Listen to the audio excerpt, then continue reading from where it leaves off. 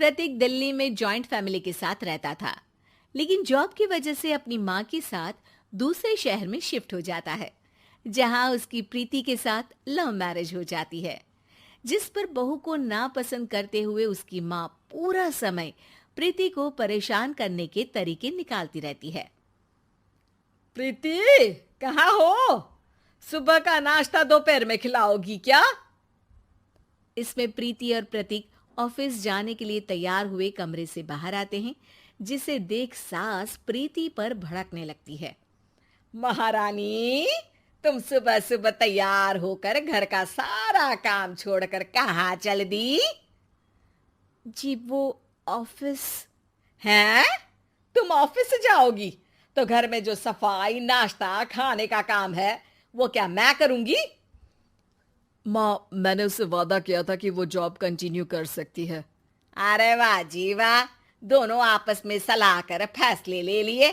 मैं क्या यहाँ बेवकूफ बैठी हूँ? मुझसे पूछना किसी ने जरूरी नहीं समझा?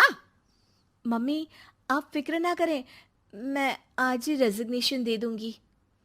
प्रीति ऑफिस के लिए चली जाती है और अगले दिन से जॉब छोड़ घर के कामों में लग जाती है, लेकिन साथ ही उदास भी रहने लगती है, जिसे देख प्रतीक को अच्छा नहीं लगता। मुझे पता है तुम्हें अपनी जॉब कितनी पसंद थी। आई एम सॉरी प्रीति। अरे कुछ नहीं होता, बस मम्मी खुश रहनी चाहिए।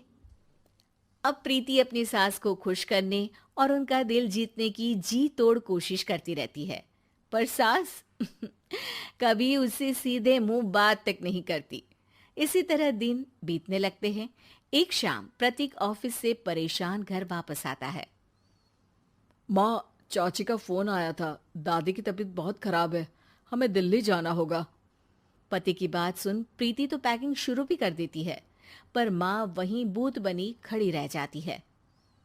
लगता है मम्मी अपनी सास से बहुत प्यार करती हैं, तभी उनके बीमार होने की खबर सुन शॉक में आ गई।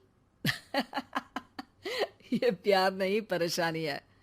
तुम तो ऐसे सोचो कि अब से जब तक दिल्ली में हो तुम्हारे अच्छे दिन शुरू।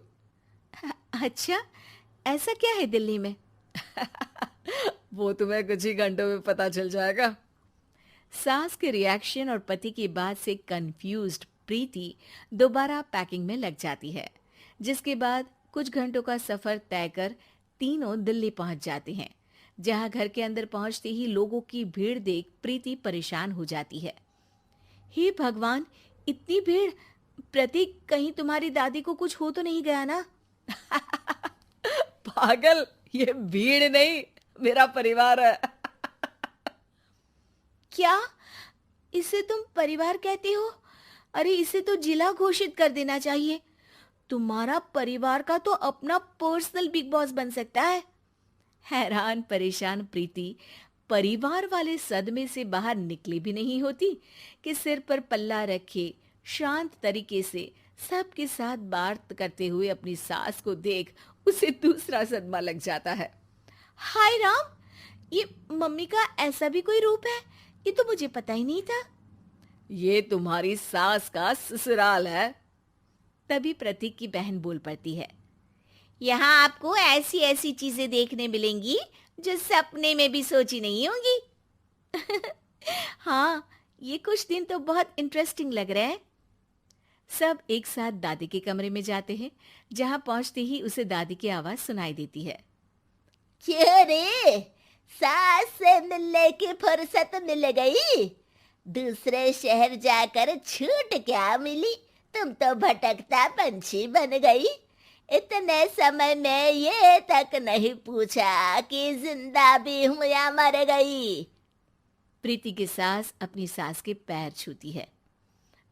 अरे कैसी बात कर रही है मम्मी, आपको तो मेरी उम्र भी लग जाए। अरे बस कर, ये झूठी उम्र देने वाली बातों का दिखावा ना कर।